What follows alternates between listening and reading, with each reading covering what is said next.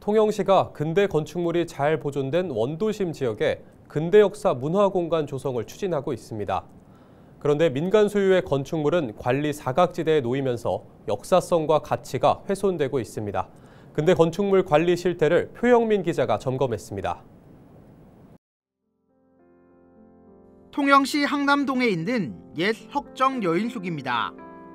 일제강점기 강고한 항구의 옛 모습을 간직한 곳으로 5년 전 국가등록 문화유산으로 지정됐습니다. 하지만 지금은 지붕에 있던 기와가 사라지고 건물 일부도 무너져 내렸습니다. 4년 전 태풍 피해를 입은 뒤 그대로 방치되고 있는 겁니다. 건물주의 동의를 얻어 건물 안으로 들어가 봤습니다. 내부 상황은 더욱 심각합니다.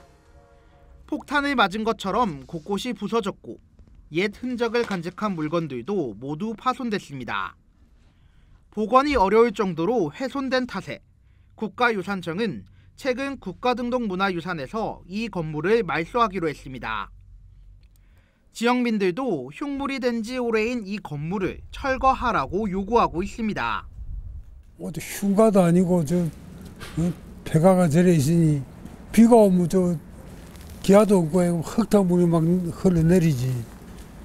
도저히 그냥 다니기도 불편하고. 옛 통영복제도 상황은 마찬가지입니다. 건물 앞 골목길에는 수풀이 무성하고 창문 등 건물 일부가 부서지면서 폐 건물을 연상케 합니다. 이것도 국가등록 문화유산으로 지정된 곳이지만 사유지인 탓에 제대로 된 관리의 손길을 받지 못하고 있습니다. 통영시는 두 곳 모두 사유재산이라는 이유로 관리에 사실상 손을 뗐습니다.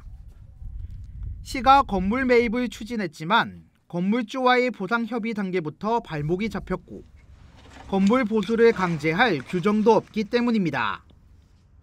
지난 2020년 국가등록 문화유산으로 지정된 통영의 근대 건축물은 모두 9곳.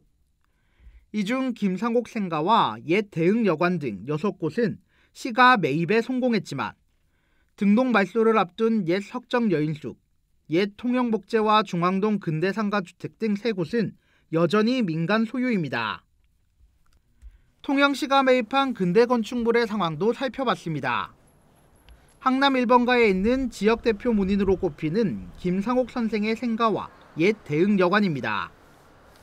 현재 김 선생의 생가 복원과 함께 전시관을 만드는 공사가 한창입니다. 다른 4곳도 마찬가지로 관광 자원화를 위한 사업들이 추진되고 있습니다.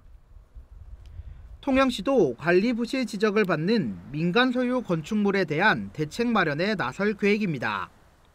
소유자에게 관리 의무를 하도록 안내하고 이제 관리 의무가 잘 안 된다고 판단이 될 경우에는 국가유산청에서 직접 관리하는 것으로 검토할 예정입니다.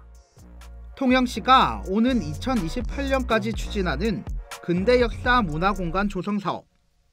사업 성공을 위해선 근대문화유산 보존이 선결되어야 할 것으로 보입니다. 헬로티비 뉴스 표영민입니다.